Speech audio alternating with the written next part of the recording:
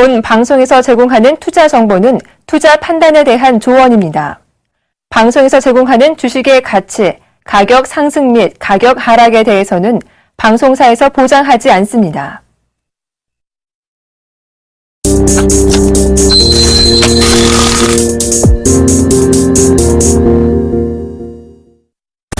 코스피가 우크라이나 긴장감 고조와 중국 경기 둔화 우려 탓에 1920선으로 밀렸습니다. 미국의 양적 완화 추가 축소 가능성이 제기된 것도 한 요인입니다. 코스피는 현재 전날보다 8.97포인트 하락한 1925.41포인트에서 거래가 되고 있습니다. 금융감독원은 오늘 지난해 말 현재 국내 71개 금융사의 외환 건전성 비율이 양호한 것으로 나타났다고 밝히며 미국의 양적 완화 축소 및 신흥국 불안 등 대외 위험에 대비해 외화 유동성 관리를 강화하도록 하는 등 선제 대응을 지속해 나가기로 했습니다. 검찰발 기업비리 사정과 경제 민주화 바람 속에 한국형 오너 경영 체제가 고비를 맞은 상황에서 국내 대기업들의 주주총회 시즌이 막을 올렸습니다. 사법당국의 사정권에 포함되지 않은 삼성전자와 현대자동차 등 유력 대기업들은 기존 진용을 유지했지만 법적 제재를 받게 된 대기업은 오너 경영진의 일선 퇴진을 예고하고 있습니다. 금융권에서 잇따르는 금융사고 예방을 위해 내달부터 은행은 10억 원 이상 금융사고 시 반드시 공개해야 합니다. 금융사고 수시 공시 기준이 강화됨에 따라 금융사들이 금융사고를 숨기는 꼼수는 사라지게 됩니다. 금융사고 수시 공시 대상이 피해 예상의 기준으로 10억 원 이상인 경우로 변경되기 때문입니다.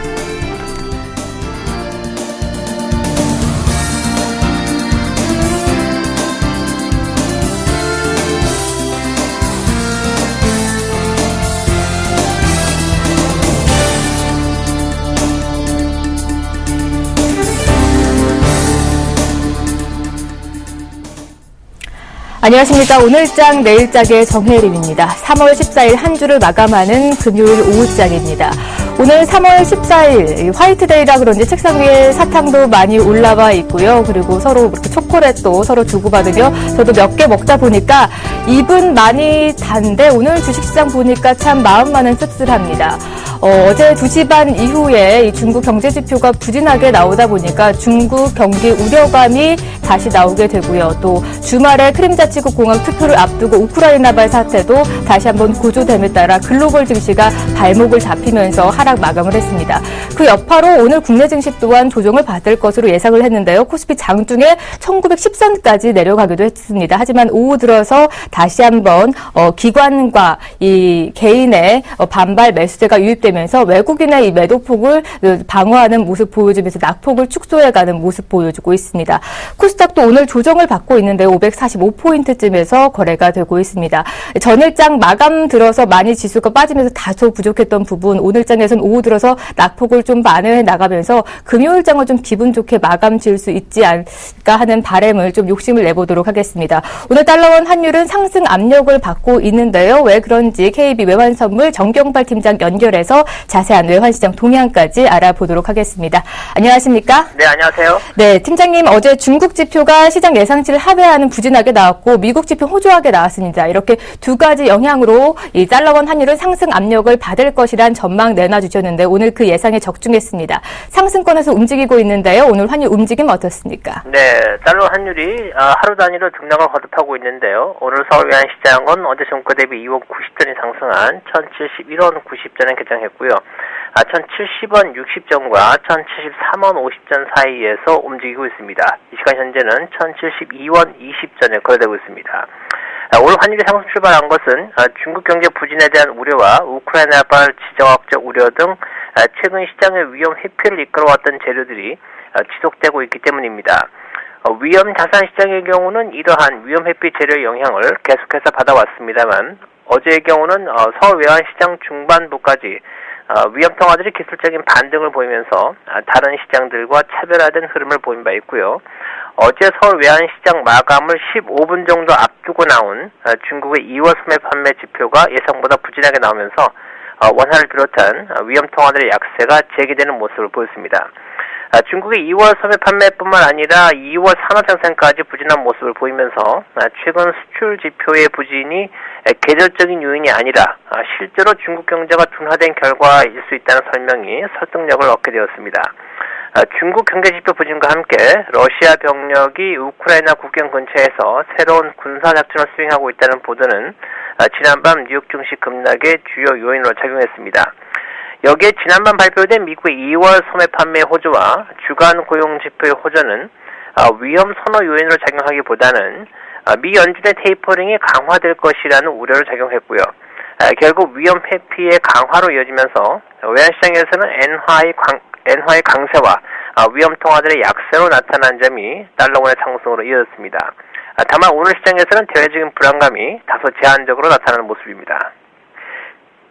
원달러 환율 1,072원대에서 거래가 되고 있습니다. 어제 71원대 종가 형성 시에 75원대까지 열려 있다라고 말씀해 주셨는데요. 전망은 어떻습니까? 네, 달러원은 장 마감까지 1,070원대 안착 여부를 계속해서 테스트할 것으로 보이는데요. 어제 서울 외환시장의 흐름에서는 달러원이 대부분 1,060원대 후반대에서 거래되는 가운데 수출업체들의 내고 물량은 많지 않았습니다. 여기에는 환율이 추가 상승할 수 있다는 기대감과 고점 매도의 수준을 높이겠다는 전략이 담겨 있는 것으로 보입니다. 오늘 역시 달러원이 1,070원 위에서 지속적으로 거래되는 것을 볼 때 어제와 분위기가 크게 다르지는 않다고 보는데요. 이런 환율이 상승하는 대내적인 요인이 될 수 있겠습니다. 중국 경제지표의 부진과 미 경제지표의 호조가 서로 맞물리면서 외환시장에서는 달러와 강세 요인과 위험통화 약세 요인이 동시에 등장하고 있다고 보고요. 이는 금년도가 시작된 이후 달러원이 상승하는 요인이 반복되고 있다고 하겠습니다. 여기에 유럽중앙은행의 드라기 총재가 디플레이션에 대한 우려를 밝히면서 유로달러가 하락하고 있는 점 역시 달러원에게는 상승 재료로 작용할 수 있겠습니다. 달러원은 지난 7일 1,060원 90전에서 마감한 이후 상승세를 지속하고 있는데요. 달러원이 이 시간 현재는 1,072원 40전에 거래가 되고 있고요. 오늘 달러원이 1,072원 30전 또는 그 이상에서 마감하는지 여부를 주목하고 있습니다. 만약 이 수준에서 마감할 경우 1,076원대까지 상승이 용이할 것으로 보고 있습니다. 어제보다 상단이 좀 이런 정도 올랐습니다. 1,072원 30원대에서 만약에 종가를 형성한다면 76원대까지 오를 것이다라는 전망까지 해주셨습니다. 오늘 외환시장 동향 설명 잘 들었습니다. 감사합니다. 자.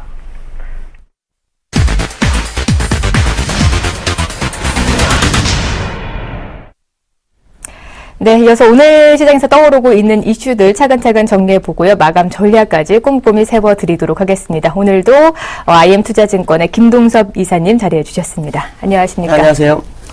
네, BOJ의 통화정책 의사록이 공개가 됐습니다. 일본 경제에 대해서 현재 순항 중이다. 시장 예상대로 좀 잘 흘러나가고 있다라는 이런 내용이 산재해 있는데요. 이사님은 어떻게 평가하고 계신가요? 일본 BOJ 입장에서는 당연히 지금 순항하고 있다라고 얘기를 하겠죠. 일본 BOJ 의사록에 보면은 그 소비세를 인상하고도 경제는 굉장히 양호할 것이다라고 얘기를 하고 있는데요. 제가 볼 때 소비세 인상을 하고 난 다음에 굉장히 양호하다? 물론 재정 건전성을 어느 정도 확보를 할 수 있는 부분은 있습니다. 그렇지만 소비가 줄어드는 모습이 나온다면 재정 건전성이 개선되더라도 실제로 시장에는 도움이 안 될 수 있다는 거죠. 왜냐하면 기업들이 물건을 팔려고 내놨는데 그 소비가 줄어들게 되면은 세금은 많이 늘어날 수 있겠지만 기업 입장으로서는 매출이 줄어드는데 이게 가능하겠냐라고 봐야 되는 부분이거든요. 그렇다면 결국 그 일본 BOJ에서 얘기하는 것처럼 성장과 물가가 순항한다는 거에 대해서는 막연한 예측치가 아닐까라는 생각이 들고 있고요. 오히려 이 소비세 인상 후의 시장은 경기의 어떤 부담으로 인해서 경기 부양책에 대한 요구가 굉장히 커질 것이다라는 생각을 해보는 것이 맞지 않겠느냐.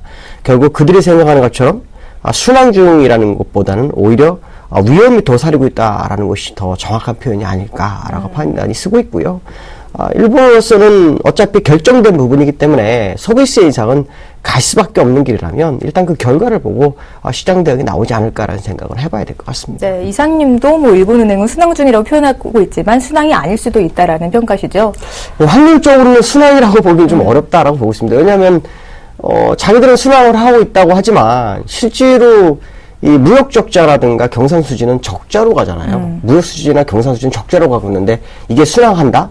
그럼 도대체 뭘 순항하냐? 무슨 예를 들어서 산업 생산이 는다든가 이런 쪽에 포인트를 맞춘 것 같습니다. 그렇지만 중요한 것은 뭐냐면 아무리 팔아도 이익보다 손실이 많은 것은 순환이라고 볼 수 없죠. 그러니까 경선수지 적자하고 무역수지 적자가 매달 2배 늘어나고 있는데 이걸 순환한다고 표현하는 것은 네. 저 말에 어폐가 있다라는 생각을 해봐야 될 것 같습니다. 아무래도 자국의 경제 상황에만큼 좀 더 긍정적인 시각으로 시장을 좀 내다보는 것 같습니다. 이사님과 어쩌면 비슷한 의견일지도 모르겠는데요. 채권왕의 핑크 빌그로스도 이 소비세 인상으로 인해서 선진국 중 유일하게 일본 경제가 좀 침체를 겪을 것이다라고 전망해 주셨는데 의견이 어떻게 동조하신가요? 핑코의 빌그로스가 사실 요즘 좀 잘 맞추지는 못합니다. 이상하게 많이 틀리죠. 그래서 채권 펀드에서도 어마어마한 돈이 빠져나가서 얼마 전에 상당히 좀 곤욕을 치렀습니다. 빌그로스가. 근데 이제 그 일본에 대한 시각은 저하고 좀 비슷한 것 같습니다. 왜 그러냐면 소비세 인상을 하면은 5%짜리가 8%로 됐으니까 소비가 반으로 주지 않는 한은 일단 정부로서는 세금수를 많이 거둘 겁니다. 그거는 거의 맞죠. 문제는 뭐냐면 앞에서 말씀드린 것처럼 성장을 하기 위한 기업들의 물건을 어떤 식으로 다 처리할 것이냐가 되게 문제입니다. 재고가 쌓일 확률이 굉장히 높다는 거죠. 재고가 쌓이기 시작하면은 생산이 줄어들기 때문에 어떤 문제가 발생하냐면 고용을 줄여야 합니다. 그러니까 이게 악순환으로 갈 수 있는 부분이죠. 그래서 빌그로스 같은 경우에도 일본의 경제 성장률을 한 0.5%를 더 낮춰서 1% 밑으로 지금 보고 있거든요. 저도 아마 제가 보기에는 아마 그 가능성이 굉장히 크지 않겠느냐. 거기다가 지금 아시겠지만 수입 물가 때문에 에너지 가격 수입 때문에 어떻게 하고 있습니까? 지금 엔화 강세 가능성이 제기되는 부분이 있고 또 백이엔대가 또 붕괴되면서 내려오고 있는 상황이거든요. 이렇다면 결국 수출도 문제가 되고 내수도 문제가 되고 여러 가지로 얻을 게 없는데 이 부분에 대해서 빌드로서는 정확하게 지적한 것이 아닐까라는 생각이 들고 있고요. 저도 이 부분에 대해서는 물론 4월이 지나서 한 5, 6월이 돼봐야 되겠지만 상당히 그 일본으로서는 치명타를 맞지 않을까라는 생각을 하고 있습니다. 네, 이렇게 일본 경제 얘기까지 나눠봤고요. 이번에는 좀 중국 쪽 얘기를 해보도록 하겠습니다. 월가에서도 중국 경기 부양 회귀 기대 확산되고 있다라는 이런 뉴스를 내놨는데 글로벌 증시도 중국이 좀 경기 둔화 우려감에 발목을 잡혔고 국내 증시도 또한 그렇습니다. 어제 지표들도 부진하게 나오자 이제는 좀 부양책을 내놓을 시점이 아닌가라는 얘기가 많이 형성되고 있거든요. 언제쯤 중국 쪽에서 부양책을 내놓게 될까요? 아마도 이번에 이제 분기 지나고 난 다음에 한두 달 사이에 뭔가 답이 나오지 않을까라는 생각이 듭니다. 근데 실제로 어저께 그 양회가 마무리되면서 리커창이 이런 얘기를 했어요. 경제성장 7.5%가 안 될 수도 있다라는 얘기를 하면서 은연중 비친 것 중에 하나가 뭐냐면 안 되면 일시적으로 경기를 부양을 할 생각도 있다라는 얘기를 했습니다. 그러니까 작년처럼 미니 경기 부양 형식으로 가능성이 제기되고 있거든요. 근데 중국 내 그 싱크탱크에서는 오히려 그 지준율 인하 가능성을 제기하고 있습니다. 그러니까 이런 부분들을 본다면은 경기 부양의 기대가 굉장히 커진 것은 거의 맞는 것 같습니다. 거기다가 산업 생산, 또 소매 판매, 이런 것들이 지표가 굉장히 안 좋았죠. 근데 사실 안 좋은 건 아닙니다. 왜냐면 거의 10% 육박하게 늘어났는데 시장 예상치가 너무 높은 거죠. 네. 너무 높은 게 미국하고 많이 다릅니다. 미국은 오히려 안 좋을 것 같으면 왕창 낮춰서 그 왕창 낮춘 상태에서 이거보다 잘했네 뭐 이런 식인데 중국은 좀 너무 높여놓고 정말 안 되는구나 뭐 이런 식으로 끌고 가는 상황이거든요. 기대치가 너무 높다 보니까 실망감이 큰 상황이 그렇죠. 되는데. 그런 상황이 지금 중국에서 연출되고 있는 상황입니다.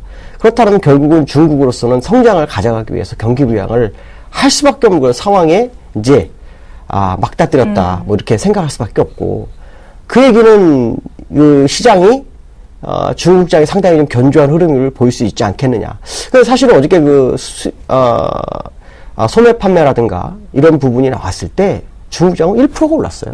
그 1%가 왜 올랐을까요? 악재가 나는데. 시장에서는 벌써 경기 부양의 기대가 반영이 되고 있다라는 부분을 우리는 생각할 수 있다는 거죠. 그 얘기는 결국 이제 우리나라도 중국 덕을 좀 볼 상황이 되고 있다는 거죠. 그러한 일환이 우리가 기대할 수 있는 부분 중에 하나가 바로 1차적으로 위안화 약세를 통해서 수출 기업을 살려주고자 하는 중국 정부의 의지가 보이기 시작한다는 거죠. 그렇다면 결국 중국 경제를 살리기 위한 중국 정부는 뭔가 카드를 내놓을 수밖에 없는 상황에 와 있다는 것을 그들도 알고 있고 월가도 알고 있고 우리도 알고 있다는 거죠. 그렇다면 결국 조만간 중국으로 인한 아시아 시장의 상승은 상당히 견조한 흐름을 가져올 수도 있겠다라는 생각을 할 수 있을 것 같습니다. 네, 중국 쪽에서 부양책을 내놓는다면 현재 우리나라 지수가 좀 지지부진한 흐름인데 상승 모멘텀이 될 수도 있다라는 말씀이시죠. 네, 대표적인 비관론자 마크 바버는 이 중국의 성장률이 4%를 하회할 것이다라고 이런 얘기를 했습니다. 현재 7%대 성장률을 보이고 있는데 좀 상당히 갭 차이가 있는 것 같은데 이 점은 어떻게 보고 계신가요? 거의 경제 성장의 반토막 네. 얘기를 하고 있는데요. 이게 어제 오늘 얘기가 아닙니다. 그러니까 그 작년에도 일부 그 보고서에 의하면 중국 경제가 실제로는 4%를 밑돌았는데 이것을 약간 포장을 했다. 그렇기 때문에 위험하다 하고 있을 때 어떤 일이 벌어졌냐면은 그 신용위기가 터졌어요. 네. 그림자 금융이 터지면서 시장을 초토화시켰거든요. 그러면서 더욱더 이거에 대해 굉장히 커진 상황이죠. 이 파벌은 무슨 말이냐면 8% 성장과 4% 성장을 봤을 때 8%의 신용거품이 껴있으면 그건 8%는 의미가 없고 차라리 신용거품 없면서 4%가 더 낫다라는 거죠. 근데 그 실제로 경제가 성장하면서 선진국격으로 가게 되면 성장률은 무조건 3% 밑으로 떨어지게 돼 있습니다. 근데 그거를 보면 중국이 물론 선진국이라고 보기는 어렵지만 경제 규모상으로 봤을 때는 가능성이 있죠. 전 세계 두 번째니까. 그런 부분을 본다면 4%라고 해도 사실 잘한 거지만 항상 시장은 기대치라는 것을 네. 맞춰나간다라고 본다면 7.5%에 대한 기대치가 4%로 간다? 그러면 뭐 패닉이 오겠죠. 그건 절대 아닐 것이다. 적어도 중국이 7.5%를 아마 유지하기 위해서 지금 여러 가지 방법론을 제기하는 것 같고요. 실제로 위기감을 중국 정부에서 느끼고 있는 것이 감지되고 있습니다. 왜 그러냐면 그 상하이 차오로 같은 어떤 태양광 업체도 네. 디폴트를 치면서 다른 기업까지 문제가 됐는데 이 철광이라든가 구리 소비가 가장 많은 나라가 중국인데 뭐 하한포까지 밀리죠. 원재료 가격이요. 이것은 결국 중국 정부의 어떤 그 모습이 굉장히 좀 부담으로 다가오는 상황이기 때문에 마크 파버가 얘기한 것처럼 4%는 아닐 겁니다.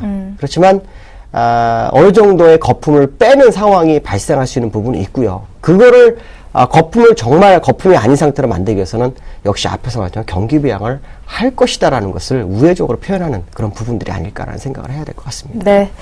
우리나라 시장도 해보도록 하겠습니다. 이번 달 초만 해도 좀 2,000포인트 언제쯤 다가갈까 이런 기대감이 형성되는데 지수가 현재 너무 많이 빠졌어요. 2,000선까지 도달하기도 좀 힘들어 보이는데 약세장이 계속 연출되고 있는 이유 어디에 있다고 보시나요? 대외적인 변수가 제일 큰 것 같습니다. 우리나라는 변수가 별로 없습니다. 제가 볼 때 우리나라는 물론 기업 실적이라는 문제가 있긴 한데 중국이 엔화 약세가 되면은 우리나라 기업은 100% 살아납니다. 거의. 근데 지금 문제가 되는 건 뭐냐면 중국이 개혁하는 과정 속에 나타나는 부작용.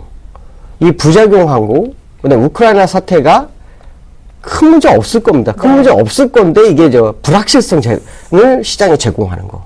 이게 지금 우리나라를 약간 흔드는 그런 과정 정도로 보시면 될 것 같고요.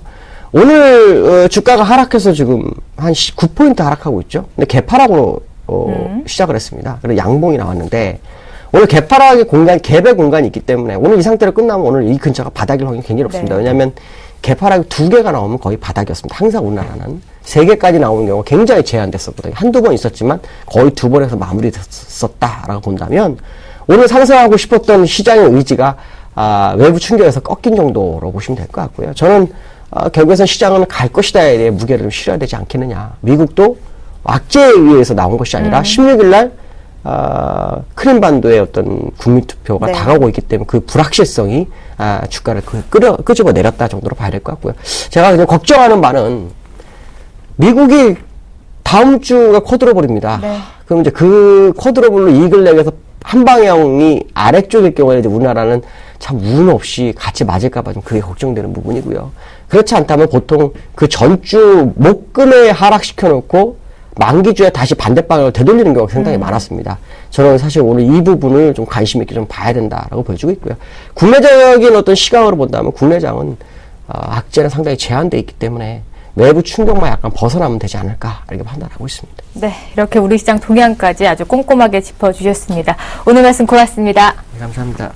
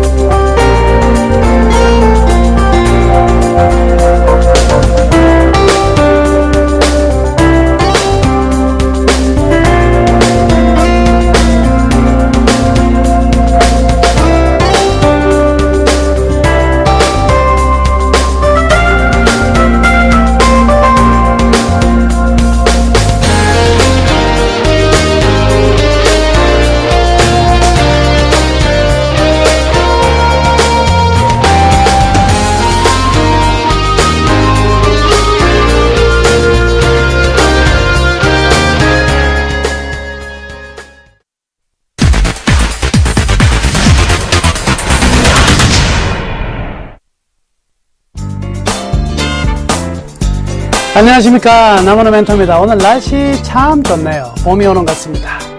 아침에 눈을 뜨니까요, 제일 먼저 하는 것, 저는 참 불쌍한 사람입니다. 제일 먼저 미국 시장 어떻게 됐나 딱 보니까요, 아이고 완전히 난리가 났네요. 웃잖아. 그런데 시장은요, 지금 상황이 어떻죠? 별로 많이 안 떨어지죠. 왜 그럴까요? 이미 우리나라는 파생에 의해서 투기적인 세력에 의해서 이미 두들겨 맞았기 때문에 안 떨어지는 겁니다. 오늘 외국인들이 현물에서 3천억 이상의 순매도가 나오지만 시장이 10포인트도 채 떨어지지 않고 있죠. 왜 그럴까요? 이미 선물에서 나왔던 부분이 지금 뒤 여파로 나오고 있는 부분에 지나지 않는다. 그렇기 때문에요, 이제는 어느 정도 상승의 자리가 강력하게 들어왔다 하는 것을 우리 다시 한번 확인할 수 있는 하루였다, 이렇게 생각하시면 될 것 같아요. 그래서 월요일 같은 경우에 미국 시장이 반등을 준다면요, 우리나라 시장 아주 강력한 반등이 이제부터 스타트될 가능성이 높다, 이렇게 먼저 말씀해 드리도록 하겠습니다. 자, 오늘의 특징주는요, 참 이 종목 오래간만에 봤습니다. 다음입니다. 다음이 지금 굉장히 급등하고 있는 양상인데요, 8.5%, 야, 76,000원 가까이 지금 올라가 있습니다. 최근에 이 코스닥 시장 들여다보면은요, 이번 주에 급등할 종목들, 다음 주에 어떤 종목이 급등할 건지 찾아내기가 너무 쉬운 것 같아요. 정말 쉽습니다. 왜냐면 떨어진 다음에 바닥권에 가만히 있던 종목들이요, 가만히 보니까 실적이 꽤 괜찮아요. 그들 종목들은요, 돌아가면서 지금 다 돌아가고 있으니까, 여러분들이 가지고 있는 종목들, 코스닥 투자하시는 분들은요, 가만히 보면서 그간의 실적의 패턴이 어떤 흐름들이 나왔는지만 보면, 이런 주식은요, 원래 저평가가 계속되는 경우가 있는데, 지금은 저평가된 종목들이 하루 만에 다시 재평가를 하는 이런 모습이 나오고 있다는 거죠. 먼저 이 그림부터 먼저 보여드리겠습니다. 자, 이 보시면은요, 지금 이 다음에 매출액과 영업이익과 순이익 그래프를 보시면 이 빨간색 막대를 보세요. 이게 매출액인데, 매출액이 지속적으로 증가하고 있는 동안에 마케팅비나 이런 측면에서 비용이 좀 발생해서요, 영업이익은 좀 떨어졌어요. 그렇지만 당기순이익 같은 경우에는 더 이상 떨어지지 않고 올라가고 있는 모습이죠. 이렇게 올라가고 있고 사상 최고의 매출을 달성하고 있는데, 이 주가를 보시면은요, 주가가 이렇거든요. 사상 최고치는 둘째 하더라도 12만원까지 가던 종목이 7만원까지 떨어져 있다. 근데 이런 것들이 지속적으로 저평가를 받을 수 있는 상황이 있음에도 불구하고 오늘 굉장히 크게 강세가 나온 이유는요, 최근에 코스닥 종목들이 이렇게 실적이 괜찮아지고 있는데 주가가 저평가된 종목이요, 딱 하루의 상한가 또는 하루에 10%씩 올라가면서 재평가가 되고 있습니다. 그러니까 바닥권에서 이렇게 머물러 있는 종목들 중에서 실적이 괜찮은 종목은요, 그냥 사두면 다음 주에 전부 다 상한가 나온다, 이렇게 보셔도 될 것 같아요. 정말 재밌는 장세가 아닐 수밖에, 장세라고 할 수밖에 없을 것 같습니다. 하여튼요, 다음에 급등은 왜 그런가 봤더니까요, 네이버하고 다음이 이 공정위에서 과징금 먹이려고 그랬었거든요. 그러니까 네이버하고 다음에서 어떻게 해요? 잘못했다. 네, 뭐, 사회에 좀 좋은 일 하면 안 되겠니? 라고 협상을 받아들였습니다. 상생 방안을 수용했는데, 네이버 같은 경우는 1,000억 낸다 그랬고요. 이야, 돈 많아요. 1,000억. 다음은 지금 그 정도 상황이 안 되죠? 예, 뭐, 한 40억 정도, 내겠다. 그래서 기금을 만들어서 앞으로 이 부분에서 좋은 일을 하겠다, 이렇게 나왔습니다. 규모 차이는 엄청나게 납니다. 여튼 이러하게 선별적으로, 선행적으로 반응을 하니까 공정위에서, 그래, 땡큐. 그러면 과징금 안 먹일게. 이런 내용이 나왔어요. 그래서 리스크가 해소되면서 올라갔다, 이렇게 볼 수 있겠고요. 또 두 번째, 다음도 이제 네이버에 의해서 일본에 진출했거든요. 어떤 식으로 진출을 했냐면, 자회사 버즈피아라는 회사를 통해 가지고요, 일본형 런처라는 것을 이제 올렸습니다. 근데 일본 플레이 마켓에서 1위예요, 1위. 애플리케이션 다운로드 시장에서 1위다. 런처 이게 뭐냐면요, 휴대폰에 테마나 이런 그림 바꾸는 거예요. 아이콘 조정한다든가 이런 거. 따지고 보면 여러분이나 저나 이거 런처 다운받아가지고 이거 할 사람 아무도 없어요. 그런데 우리하고는 다르거든요. 또 젊은 층은 분명히 사용을 하더라. 지금 요즘 최근에 제가 썬데이 토즈 말씀해 드렸지만, 여러분들 애니팡, 뭐 저도 하고 있지만, 애니팡 같은 거 해가지고 아이템 돈 주고 사보신 적 계세요? 아무도 안 삽니다. 뭐 누가 이거예요? 그러니까 우리 사용하지 않는 사람들은 썬데이 토즈 주가가 올라갈 때 절대 주식을 살 수가 없어요. 이건 누가 산다고. 그런데요, 주가가 어때요? 5,000원짜리가 2만원 훌쩍 넘었습니다. 수직으로 그냥. 저는요, 썬데이 투어즈 엘리베이터 만드는 회사인 줄 알았어요. 그렇게 올라갈 줄 꿈에도 몰랐습니다. 지금 이러한 버즈피아를 통한 런처가 일본에서 획기적인 인기를 끌고 있다는 뉴스가 나오면서 다음에 오늘 급등하게 된 계기가 아니었나 이렇게 볼 수가 있겠네요. 자, 수급 좀 보면은요, 오늘 외국인과 기관 모두 강력한 매수를 보여주고 있습니다. 재밌는 사실은요, 미국계죠, 더 캐피탈 그룹 컴퍼니가 매도를 했습니다. 10.75% 지분을 가지고 있었는데, 다음에 한 1% 조금 더 매도를 함으로써 현재는 지분이 9.56%로 축소가 되었어요. 그 1% 정도 매도가 나오는 동안에 주가가 좀 많이 떨어졌다 이렇게 볼 수가 있겠는데, 반대로 기관 같은 경우에는요, 올해 들어서 다음을 조금씩 매수하기 시작했어요. 조금씩 매수하다가 2월달, 3월달 들으면서 급격히 매수가 강도가 좀 세지는 흐름이 나타나고 있네요. 뭔가 주가의 상승에 어떤 모멘텀을 찾았다고 할까요? 이런 상황인 것 같습니다. 자, 중요한 관찰 포인트 몇 가지가 있어요. 제일 먼저 이 모바일 쪽에서는 좀 더뎠습니다. 그죠? 그렇지만 모바일 및 이제 게임 같은 경우에도 지금 신규 비즈니스를 만들어내고 있는데, 여기에서의 어떤 사업의 진행 속도가 굉장히 중요할 것 같습니다. 이렇게 굉장히 발빠르게 네이버는 추진해서 나가는데 반해서 다음이 좀 늦었어요. 좀 굼뜬감이 있었다 이렇게 볼 수가 있겠는데, 여튼 지금이라도 이제 속도를 내기 시작한 부분들, 과연 여기에서 성과가 어떻게 나타날지가 첫 번째 관찰 포인트가 될 것 같고요. 두 번째는 이 버즈 런처, 아까 휴대폰 이거 바꾸는 거 그랬죠? 여기에 다운로드 수가요, 벌써 한 600만 가까이 됩니다. 600만 명. 우리나라에서만 600만 명 되는데, 이 향후에요, 지금 올해 한 2천만 명까지 바라보고 있거든요. 그래서 이 파생적인 수익 모델이 어느 정도 나올 수 있느냐, 이를 통해서 여기 부분이 굉장히 좀 의미 있는 부분인 것 같습니다. 자, 그리고요, 이 글로벌 포털 업체들, 뭐 구글뿐만 아니라 일본, 중국 다 마찬가지가 되겠죠. 우리나라 네이버도 마찬가지고요. 거기에 비해서 절대적인 가치로 봤을 때 한 30%가 지금 디스카운트가 되어 있어요. 그렇다고 한다면 충분히 이 상승, 현 가격은요, 합당한 가격이 아니다. 여기에 대한 주가 저평가 국면인 것은 사실이다. 이 부분들은 오늘 반드시 한번 체크를 해볼 수 있는 내용이었다. 이렇게 말씀해 드릴 거고요. 다음부터 앞으로의 전망도 이제 살펴봐야 되겠는데, 첫 번째는요, 이 광고 부분은요, 계속 안정적으로 흘러나올 겁니다. 모바일이라든지, 그리고 네트워크 광고 본격화 이제 시작됐기 때문에 여기서부터는 수익은 증가가 분명히 나올 것이고요. 자, DDN이라고 있는데, DDN 다음 디스플레이 네트워크라는 거 있는데, 여러분들 어떤 거냐면 이런 거예요. 인터넷에 여러분 궁금한 내용을 하나 검색을 한다고 찾아보면 희한하게 그 검색한 내용 말고 상품이 딱 올라가 있어요. 그게 관련된 상품이 올라가 있어가지고 그 상품을 구매하게끔 만드는 이런 사용자의 어떤 궁금증이 연결된 카테고리로 바로 상품이 매출로 연결될 수 있는 이런 구조를 지금 이제 런칭을 했어요. 여기서부터 이제 본격적인 수익이 이제부터 나타나는 타이밍이다. 이렇게 봐야 될 것 같고요. 그리고 이런 네트워크 타겟팅 같은 경우에는요, 이 다음에 기존 유저들이 분명히 안정적인 유저가 확보가 되어 있는 상황이기 때문에 여기서 굉장히 성공적인 흐름이 나올 것 같습니다. 네이버와 다음을 비교해 보면요, 네이버는 연령층이 조금 더 낮아요. 다음보다는 조금 낮고, 네이버는 약간의 일반 보수적 성향을 띈다고 한다면 다음 같은 경우는 약간 진보적 성향. 그래서 두 개의 포털이요, 네이버가 다음을 다 먹을 것 같아도요, 그렇지가 않습니다. 각각의 길을 걸어가고 있고, 나머지가 전부 다 어떻게 됐냐면 살아남지 못하는 구조. 양대 체제가 확실히 굳건히 다져진 상황이기 때문에 이제 다음 같은 경우도 추가 리스크는 별로 없다, 이렇게 봐도 될 것 같습니다. 자, 게임 같은 경우에는 플래닛사이드 2가 이제 나왔고요. 그리고 하반기에 검은 사막이라는 게임, 지금 베타 테스트 오픈 중인데요.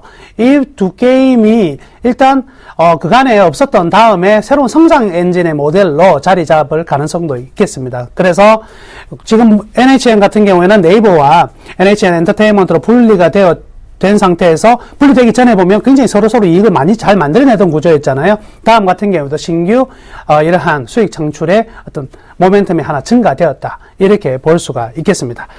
자, 그렇다면 결론적으로 이 주식을 살 것인가 말 것인가 굉장히 중요한 부분 아니겠습니까? 자, 지금요, 이러한 급등이 나왔는데 최근의 추세를 말씀드리면, 원래는요, 이러한 급등 나오면 첫날 팔아야 돼요. 왜냐면 바닥권에서 가만히 있던 종목이 수직으로 상승하면 팔아야 되는데 최근의 추세가 그렇지 않더라. 그래서 여기 한번 솟았다면 갑자기 또 달리기 시작해요. 나중에 어찌 될지 모르겠다. 일단은 주가가 튀는 순간부터 달려가는 습성을 가져서 사실은 현재의 저평가뿐만 아니라 이 최근의 동향을 봤을 때도 주가 좀 추가 상승 가능할 것으로 보여집니다. 그렇다고 하지만 지금 그러면 바로 따라갈 것인가? 여기에 대해서는 조금 퀘스천 마크를 우리는 달 수밖에 없을 것 같습니다. 그래서 지금은 순간적으로 더 튀어갈 수 있어요. 순간적으로 84,000원까지 튀어갈 수 있지만 여기서부터 84,000원을 이익을 내기 위해서 들어가는 것은 분명히 좋은 어떤 그 투자는 아닐 것이고요. 그래서 저는 이 추가적인 급등이 순간적으로 나오더라도 다시 한번 조정을 받고 그로부터 계단식 상승이 나올 가능성이 많다. 이렇게 생각하거든요. 그래서 우리 눌림목을 한번 눌림목 매수는 좋을 것 같다. 그래서 눌림목을 얼마로 잡아야 될 것인가? 73,000원 정도 잡아도 될 것 같습니다. 오늘 가격이 76,000원대인데 3,000원이나 더 떨어질까? 떨어집니다. 왜냐면 순간적인 급등 그리고 올라가다가 다시 밀리는 모습이 나오면은요, 개인 투자자들은 아이고 꼼짝도 하던 거 이만큼 올라온 게 어디야? 팔고 보자. 팔거든요. 그러면서 순간적인 조정이 들어와요. 그 조정 타이밍에는 우리 한번 노려보자. 그러니까 다음은 언제 살까? 오늘 살까? 아니에요. 회사 이름하고 똑같습니다. 다음 언제 살까? 다음에 73,000원 정도 진입이 되었을 때 우리 그때는 한번 눌림목 매수를 해보자. 이렇게 말씀해 드리도록 하겠습니다. 자, 이번 한 주 굉장히 힘든 한 주였죠. 여러분들 굉장히 힘든 한 주였는데요. 이제 고민 끝, 행복 시작. 다음 주는 이제 행복으로 열릴 것이면은 틀림이 없다. 자, 다음 주 굉장히 중요한 부분이니까 이번 주 일요일 날입니다. 일요일 날 저녁 9시에 제 무료 온라인 공개 방송하는 거 아시죠? 9시에 주무시지 마시고 개그 콘서트 포기하시고 제 방으로 들어오셔야 됩니다. 저도 안 보거든요. 9시에 여러분들 다음 주 전략, 다음 주 추천 종목 가지고 다시 찾아뵙도록 하겠습니다. 한 주간 고생 많으셨습니다. 감사합니다.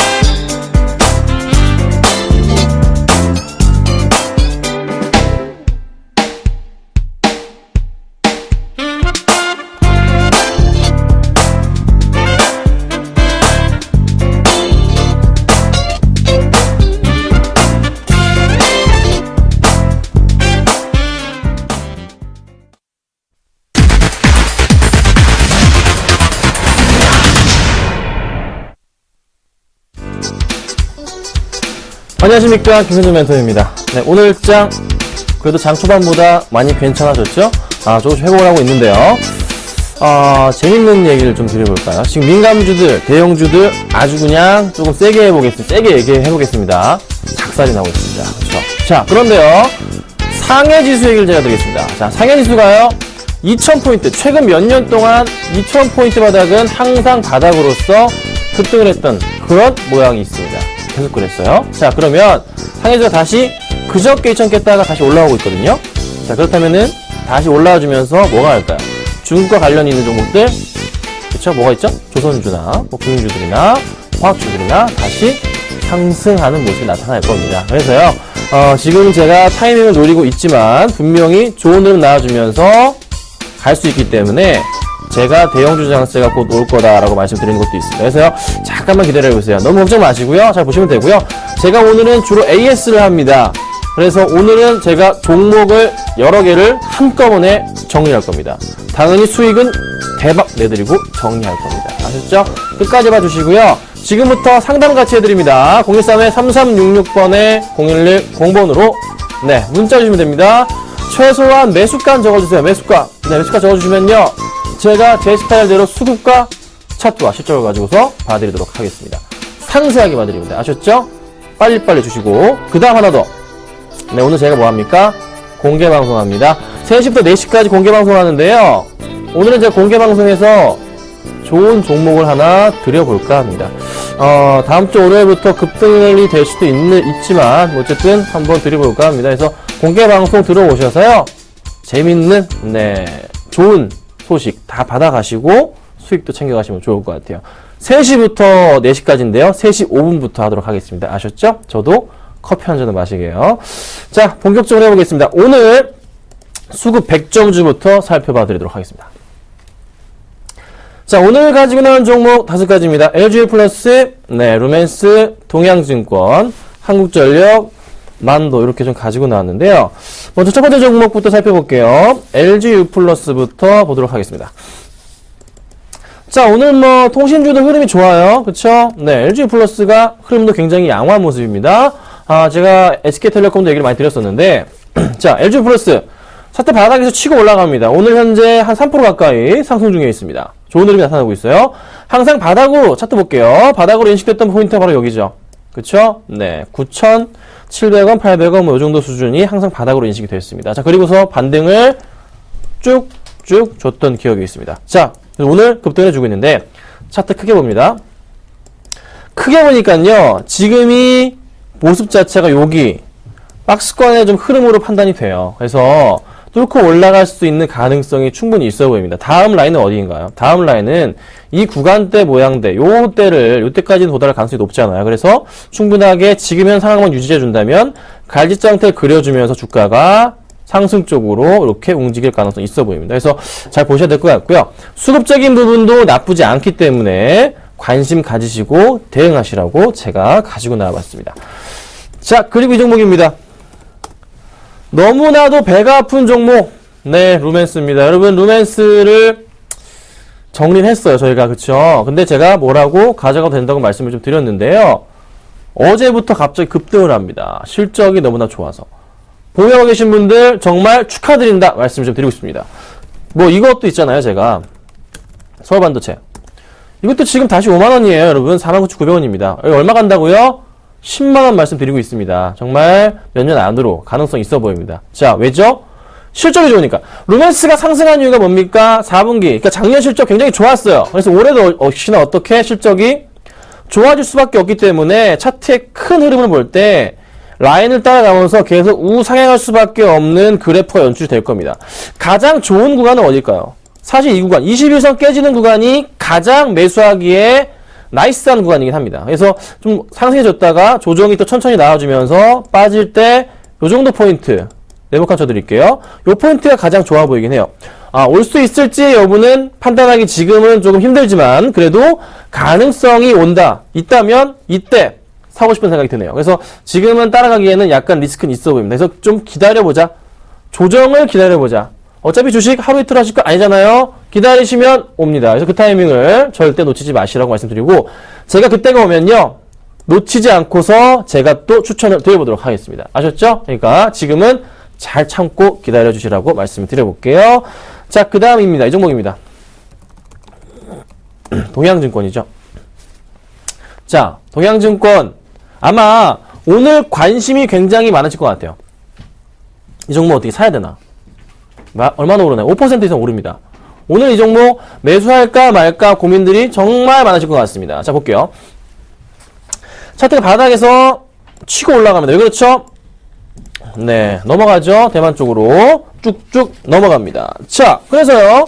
한번 상승 쪽에 나와줬습니다. 그리고 잠깐 쉬었다가 다시 올라갑니다. 자, 더 갈까요? 크게 보겠습니다. 어떤 느낌 드세요? 주먹으로 볼까요? 자, 어떤 느낌 드세요? 완전 그냥 차트가 쫙 밀렸다가 횡보하는 느낌, 딱 횡보하고 있잖아요. 횡보하고 있는데 그 초입에 드디어 한번 조금 터지네요. 더 갈 수 있을까요? 더 갈 수 있는 가능성이 열려 있습니다. 대신에요, 좀 더 봐야 돼요. 어디까지 봐야 될까요? 일봉상으로 보면 모든 이평선 돌파하는 골드 크로스입니다. 그래서 매수하기에 굉장히 매력적으로 보이는 건 사실입니다. 그런데요, 저는 매수 가격을 이렇게 잡아드리고 싶습니다. 최소한 요 라인, 요 짧은 요 구간이잖아요. 네, 요 구간의 라인을 맞춰서 요 포인트에 매수라는 게 어떨까. 그래서 2,400원 정도가 오면은 정말 좋지 않을까라는 판단이에요. 그래서 지금 더 갈 수 있는 가능성 굉장히 크지만 조정이 온다면 매수를 하시는 게 나을 것 같고요. 지금 뭐 만약에 그냥 아예 올라가 버리면 이거는 내 종목이 아니구나. 빠이빠이. 들고 계신 분들은 네, 사셨다면은 들고 가시는 거고요. 그렇지 않고 만약에 밑으로 떨어졌다. 그럼 요때 한번 노려보자고요. 그래서 수급이 굉장히 오늘 좋았기 때문에 제가 가지고 나와봤습니다. 자, 그 다음은요.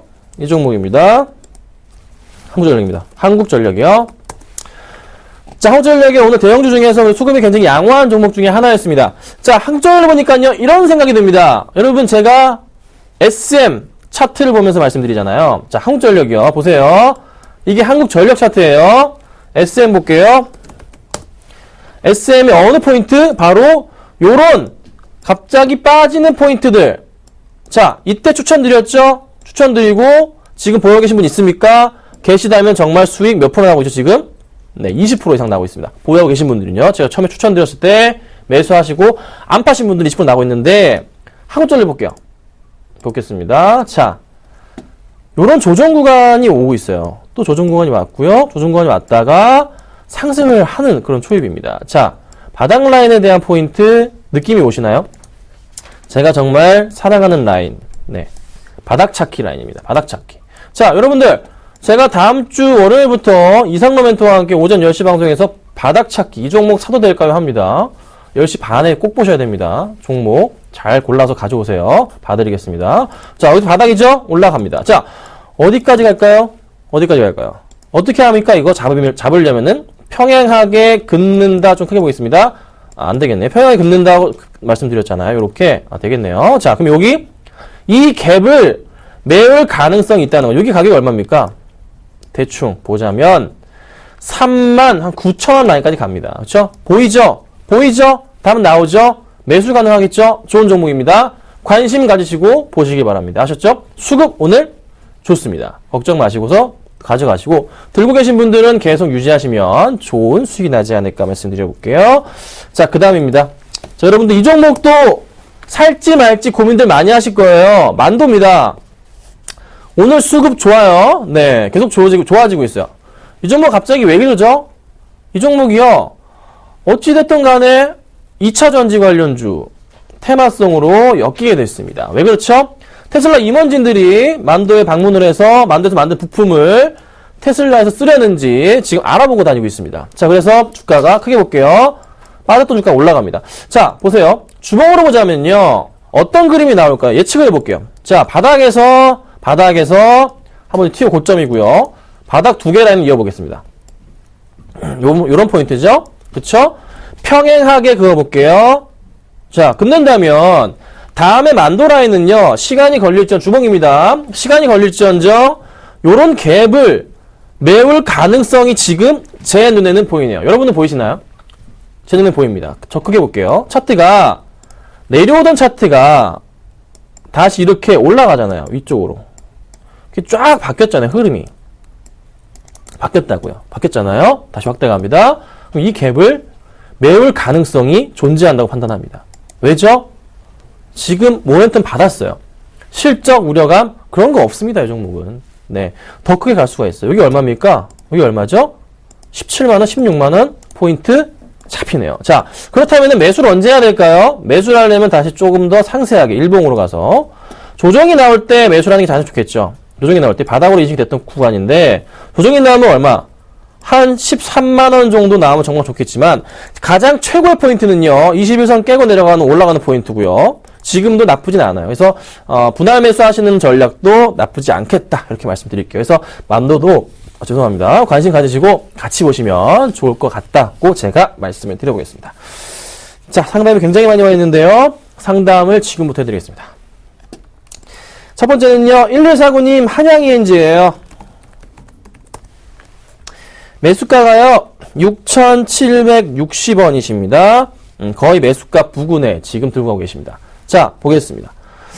한양ENG 좀 이 종목을 제가 주변에 많이 좀 들어봤는데 가치주 성격을 띠고 있는 종목이죠. 바닥에서 치고 갑니다. 자, 이런 포인트가 눈에 들어오네요. 그럼 이 라인 자체 거의 흡사하게 움직이고 있는데요. 이 포인트에서 이 라인에서는 그래도 바닥이라는 인식 구간으로서 차트의 흐름은 잡힙니다. 그리고 지금 현재 구간 자체가 모든 이평선 돌파하는 골드 크로스 부분이네요. 자, 차트상의 분석입니다. 지금은요.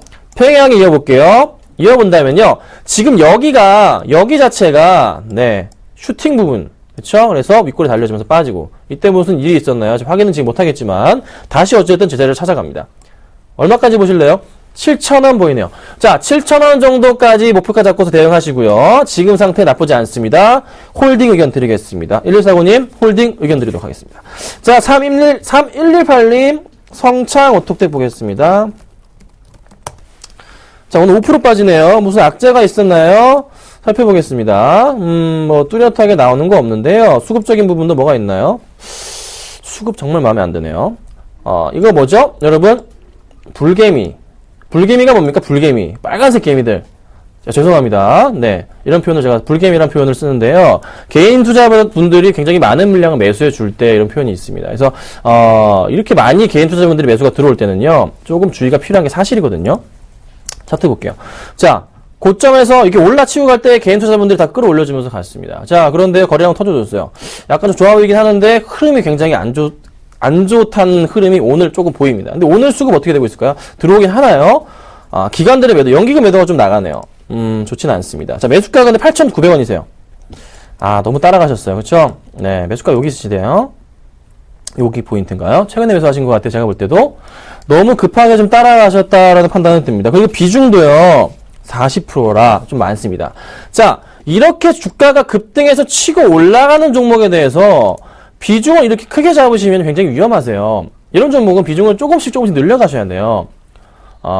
보통 이제 거꾸로 많이 하시는데, 지금 투자도 마찬가지로 거꾸로 하셔가지고 약간 조금 걱정이 됩니다. 그래서 이 종목은요, 얼마나 깨지면 안 되냐면 21선 깨지면 진짜 골치 아파집니다. 요 포인트죠? 네, 얼마입니까? 지금 오늘 좀 더 아래네요. 요 정도 포인트 잡을게요. 그래서 한 8,100원 정도 깨지고 내려가면은 골치가 좀 아플 것 같아요. 차트 크게 보겠습니다. 답이 있는지. 바닥 라인으로 인식이 되면서 상승을 줬던 포인트가 그래도 네, 요 정도 포인트가 잡히긴 합니다. 그렇죠? 네. 주봉으로 봤을 때는요. 어찌됐던 이 포인트 잡힙니다. 자, 그런데요. 오늘 윗골이라고 떨어지는 모양을 보니까 이 라인하고 또 재미있게도 맞아 떨어집니다. 여기 뭐죠? 슈팅. 여기도 뭐 슈팅. 네, 여기 딱 고점. 그쵸? 그러면 이게 요까지 얼마까지? 여기 라인이 얼마인가요? 최악일 경우에 8,000원 정도까지 내려왔다가, 그쵸? 다시 어떻게? 위로 올라갈 가능성이 있어요. 자, 그래서 지금은 조금 홀딩 가지고 가져가시면 될 것 같아요. 조금 상황도 지켜보겠습니다. 아셨죠? 일단 지금은 홀딩 의견 드리겠습니다. 자, 그 다음 보겠습니다. GS 홈쇼핑이에요. 빨리빨리 봐드립니다. 문자 빨리 보내세요. 자, 26만 9천원에 9235님 매수하셨습니다. 130주 매수하셨어요. 많이 사셨네요. 자, 보겠습니다. 오늘, 네, 조금 오르네요. 자, 볼게요. 자, 26만 9천원 라인부터 잡겠습니다. 요 정도 포인트가, 네, 들어옵니다. 자, 크게 봤을 때요, GS 홈쇼핑 같은 경우는요, 사실 2012년 말부터 해서 그냥 계속 오른 종목이에요. 계속 그냥 갑니다. 저 같은 경우도 접근을 못 하겠더라고요. 좋은 건 알지만 접근을 못했던 그런 종목입니다. 자, 주봉으로 볼게요. 주봉으로 보니까 어떤 그림이 나오나요? 이게 밑꼬리도 달려줍니다. 차트상의 해석입니다. 자, 얼마죠? 밑꼬리 달리는 가격대가 여기 포인트가 바로 24만원 포인트인데 24만원 포인트가 여기 무슨 라인이죠? 60주선 라인이 눈에 들어오네요. 그렇다면은 이 라인을 지켜줘야 되는데 일단 지켜주고 있어요. 지금 상황에서 지켜줍니다. 그러면 24만원 부분인데요. 24만원 부분에서 이렇게 지켜주면서 반등을 주고 있잖아요. 그러면 반등을 줄 때 여기서부터 다시 반등을 주면서 내일, 다음 주부터 또 올라줘야 돼. 오르지 않으면 정말 골치가 아파질 겁니다. 그래서요, 수급적인 부분이 보자면, 다시 기관들의 매수가 좀 들어와 주면서, 네, 개인 물량을 어제 빼먹어요. 자, 오늘 볼게요, 오늘 GS 홈쇼핑을 보니까요, 아직 수급적으로 잡히는 부분은 안 보입니다. 거래량 자체도 좀 줄었기 때문인 것 같은데요. 일단 지금 상황에서는 수급적인 부분 체크해보자면 그래도 기관들 매수가 다시 들어오기 때문에 나쁘진 않은 것 같아요. 그래서 가져가셔도 되고요. 다음 주 월요일날, 화요일날 다시 반등을 주면서 올라간다면 그때는 강력 홀딩 하십시오. 아마 매수가 부근까지는 무난하게 올라갈 것 같습니다. 그때 매수가 도달했을 때 그때 다시 연락을 주세요. 그때 한번 다시 봐드리겠습니다. 아셨죠? 지금은 홀딩 의견 드리도록 하겠습니다. 자, 0316님 강원랜드 볼게요. 네, 강원랜드 보겠습니다. 죄송합니다. 자, 강원랜드 최근에 카지노 하면요, 파라다이스 그리고 네, GKL 정도 관심있게 제가 주로 보고 있는데요. 주로 저는 대장을 파라다이스로 생각을 합니다. 네. 강원랜드는 이제, 네, 우리나라 사람들만 갈 수 있는 곳이잖아요. 자, 보니까요. 큰 흐름에서 보자면, 큰 흐름, 주목을 볼게요. 진짜 큰 흐름입니다. 정말 큰 흐름입니다. 보세요. 라인 볼게요. 요 포인트 보이세요? 이게 거의 뭐 PER, 저점 밴드라고 판단되는 그 라인입니다. 자, 그 다음 어디까지 내려갈까요? 그러면 어디까지 내려올까요? 이 갭을 메울 가능성 있어 보입니다. 매수가가 34,000원이세요. 조금 높아요. 좀 높으세요. 완전 고점. 그쵸? 안타깝긴 한데요. 평행하게 맞춰볼게요. 그럼 어디까지 얘가, 어디 라인이 과연 고점인 건가? 맞춰보도록 하겠습니다. 아마 고점 라인에 대한 포인트는 이 정도 포인트가 될 것 같습니다. 그래서요, 여기는 고점으로 들어가고요. 새롭게 라인이 설정이 되면서 다음 고점으로 확인되는 게, 여기가 이제 고점 포인트로 슈팅했던 부분들입니다. 자, 그러면 여기서부터 반등을 준다면, 너무 고점에 산 게 맞죠? 고점에 샀다는 느낌이 딱 드시죠? 자, 그러면 다시 여기서 내려왔다가 올라갈 가능성 높아요. 그러니까 좀 기다리세요. 어쩔 수 없어요. 밀릴 수도 있습니다. 하지만 다시 반등을 줄 겁니다. 몇 개월 안으로. 네, 이게 지금 여기서 여기까지가 1년이에요. 네. 여기서 여기까지 이거 몇 개월 걸리겠죠? 그쵸? 그러니까 좀 기다리세요. 어쩔 수가 없어요. 빠졌다 올라갈 거예요. 빠졌다 올라간 타이밍에 어떻게 추가 매수 하셔가지고 단가 낮추시면 됩니다. 아셨죠? 그리고 가져가시면 될 것 같아요. 자, 여기까지만 제가 하고요. 못해드린 부분은요, 3시부터 4시까지 제가 공개 방송하죠? 들어오세요. 들어오셔서 물어보세요. 제가, 네, 재밌게 해드리겠습니다. 아셨죠? 들어오세요. 자, 오늘은 제가 AS 한다 말씀드렸죠? 금요일은 거의 AS의 날입니다. 여러분, 딴 거 안 해요? 3개 칩니다. 자, 세 종목 정리합니다. 뭐 치냐면요, 로만손 수익 실현합니다. 그리고요, 한가스공사 손절 처리하겠습니다. 일진전기, 목표가 오늘 같습니다. 수익 실현하겠습니다. 3개를 같이 한꺼번에 정리합니다. 그리고요, 하림과 나이스 평가 정보랑 영업무역은 가져갑니다. 지금 전부 다 합치면은 16% 정도 수익이에요. 제가 근데 이게 진짜 수익인가요? 아니죠. 이게 진짜 수익이 아닙니다, 여러분. 이게 진짜 수익이 아니고요. 여기서 나누기 해야 되잖아요. 나누기 몇 종목이죠? 하나, 둘, 셋, 넷, 다. 6개 하면 몇 프로죠? 뭐 한 3% 정도, 되잖아요. 그게 진짜 수익이라고, 여러분. 그러니까 다 더한 수익이 아니에요. 착각하지 마세요. 그래서 일단 오늘은 로만손, 한가스공사, 일진전기를 빠르게 처리해버리고 가스공사에 대한 안 좋은 부분을 정리합니다. 제가 어떤 식으로 운영합니까? 펀드식으로 운영합니다. 그러니까 제 종목 이 방송 보시고 10%씩만 매수해보세요. 네, 꾸준하게 수익 내드리도록 하겠습니다. 아셨죠? 자, 오늘은 제가 이렇게 마치도록 하고요. 3시 5분부터 뭐 한다고요? 공개 방송합니다. 들어오셔서 종목 받아가세요. 고생하셨습니다. 안녕하세요. 서울경제TV 아나운서 강동석입니다. 샘플러스 무료 방송 참여 방법 안내해드리겠습니다. 먼저 첫째, 인터넷 검색창에 샘플러스를 검색해주세요. 둘째, 샘플러스 사이트에 들어오셔서 회원가입을 해주세요. 셋째, 회원가입 후 전문가 방송 배너를 클릭해주세요. 넷째, 원하는 멘토분을 클릭하시면 OK. 멘토님의 무료 강의를 시청하실 수 있습니다. 샘플러스 무료 방송 많은 참여 부탁드리겠습니다. 샘플러스와 함께 성공 투자하세요.